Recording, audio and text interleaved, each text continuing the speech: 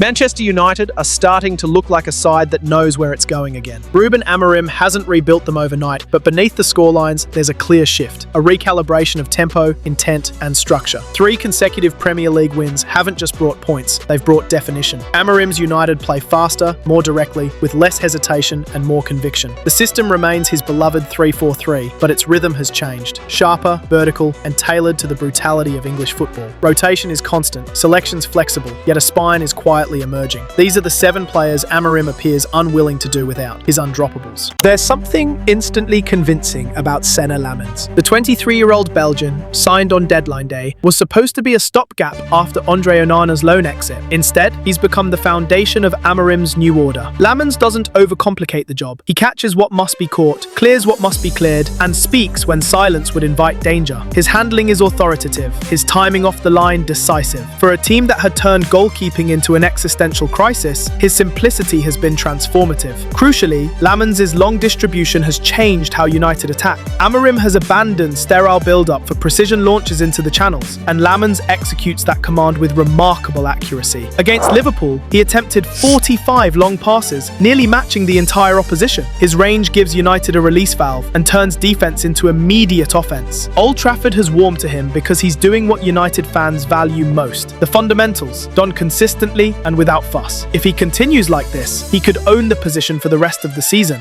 Matthijs de Ligt has lived through too many systems to be fooled by promises of stability. Yet under Amorim, he's finally found a structure that suits his footballing mind. In the back 3, he's both organizer and enforcer, the man who ensures the line breathes together. De Ligt is deceptively quick and smart in the tackle, stepping out at the right moments to intercept before the danger matures. When United faced Brighton, his primary job was shadowing Danny Welbeck, following him even when he drifted deep, an unglamorous but vital duty that showed Amorim's trust. In possession, De Ligt plays with composure rather than adventure. He recycles efficiently, passes responsibly, and resists the temptation of theatrical diagonals. When he's in the central slot of the back 3, the build-up often starts with him receiving from the goalkeeper and bouncing the ball wide, keeping rhythm without risk. Amorim uses his defenders like chess pieces. Lenny Yoro covers space best, Harry Maguire dominates the box, but De Ligt gives him balance. Aggressive enough to hold a high line, strong enough to defend deeper when the situation demands. He's become the Goldilocks defender. Not too reckless, not too passive, just right. Few players have benefited from Amorim's imagination like Amad Diallo. Moved to right wing back, he's become United's unexpected conduit between structure and flair. His dribbling, pace, and composure in tight areas add something United had lacked: incision from wide zones. Amorim's logic is simple. Amad's left foot from the right flank disturbs opposition fullbacks, forcing them to defend both inside and out. The chemistry with Bryan Mbeumo on that side is one of Amorim's most intriguing tactical experiments. Against Sunderland, their positioning evolved mid-game. Mbeumo drifted narrower, Amad held width, creating double left-footed angles of attack that pulled defences apart. It's an unusual dynamic, but one built on trust and understanding, on and off the pitch. Their partnership will vanish temporarily when both depart for AFCON, and United will feel that absence. For now, it's one of the freshest dualities in the league. Pace and poise, chaos and craft, both expressed through Amorim's asymmetric system.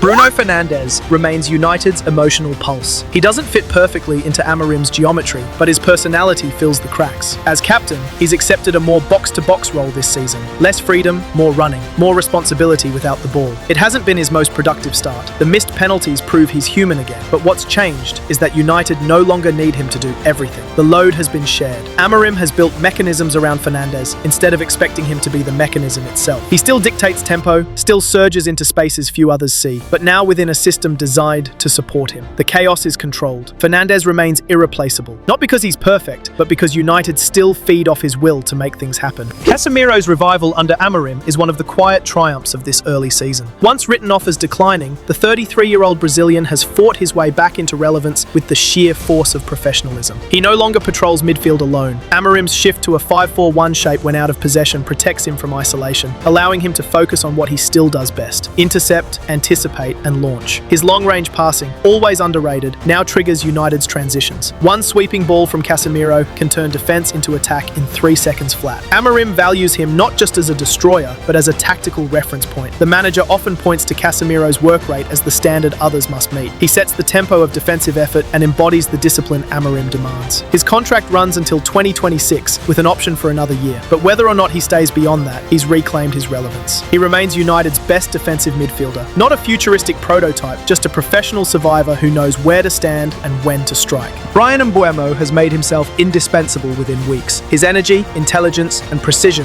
make him the poster boy for Amorim's direct, vertical approach. Where others hesitate, Mbeumo drives. 5 goals and an assist already underline his efficiency, but it's his movement that has transformed United's right flank. He times his runs inside perfectly, exploiting the half space that opens when Ahmad holds width. Amorim loves him because he's coachable, fast, fierce, and tactically loyal. His transitions are ruthless, his decision-making clean. He's not a showman, he's an executor. For £71 million, United might finally have bought a forward who delivers not just numbers, but identity. Mbeumo's signing also marks a shift in recruitment philosophy, a focus on functionality over flair. He's the kind of forward who improves a system rather than distorts it. Matheus Cunha plays like he's auditioning for a film about Brazilian swagger. He wants the ball when the game is at its ugliest, demanding passes that scare others. That confidence, what Fernandes calls his good arrogance, is what makes him Amorim's wildcard. Cunha blends aggression with artistry. He presses like a forward who's been insulted and dribbles like one who knows he's adored. Amorim trusts him in possession completely. The only area for refinement is his defensive timing, where his eagerness sometimes gets ahead of his judgment. If he balances his work rate with discipline, he becomes the final piece of Amorim's attacking trio. Alongside Mbeumo, he gives United unpredictability, a sense of controlled danger. Cunha doesn't just want to play, he wants to perform. That makes him both a cult favourite in the making and a tactical weapon in Amorim's evolving system. 7 players, 7 pillars. None of them flawless, but together they form a coherent structure, something United have lacked for too long. Amorim has imposed order without strangling creativity, discipline without fear. Lammens sets the tone, De Ligt anchors it, Ahmad and Mbeumo stretch it, Casemiro secures it, Fernandes fuels it, and Cunha adds the chaos that makes football worth watching. It's early still, and Amorim would be the first to say this side remains unfinished. But in those 7 names, you can trace his philosophy. Precision over possession, clarity over clutter, aggression over anxiety. For the first time in a long time, Manchester United's undroppables don't just wear the shirt, they embody what it's meant to become again.